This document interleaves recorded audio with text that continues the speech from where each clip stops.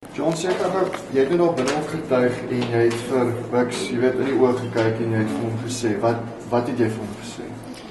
Ek het vir Bux gesê dat ek regtig jammer is oor wat gebeur het. Ek wou nie vir Bux fisies as persoon iets aandoen nie en ek wou nie gehad het hy moet seer kry as mens nie. En ook nie mooi nie, dit was 'n sameloop van omstandighede.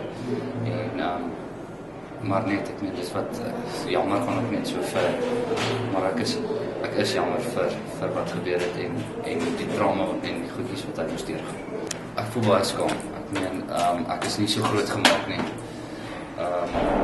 En ek het beter geweet as dit. Ek meen, dit is nie 'n aanvulling gewees nie. En skaam is maar die groot ding wat ek op die stadium voel. Wat het 'n maand gelede gebeur? 'n maand terug gelede was Lianne baie siek en sy is opgeneem in die hospitaal vir nierontsteking. En as gevolg van die proteïene en die ketone en goedjies wat in haar bloed was, dis nou hoe die dokter ons verduidelik het. Ons het 'n sonar gedoen die Dinsdag en die Woensdag met die volgende sonar het sy die aand begin bloei en die volgende dag het sy die kind verloor in die hospitaal. Het is hartseer en ek meen ek wens dit nie aan enige van my vyande toe nie. Maar dit is die lewe en ek meen dit is maar wat die Here op ons pad gestuur het.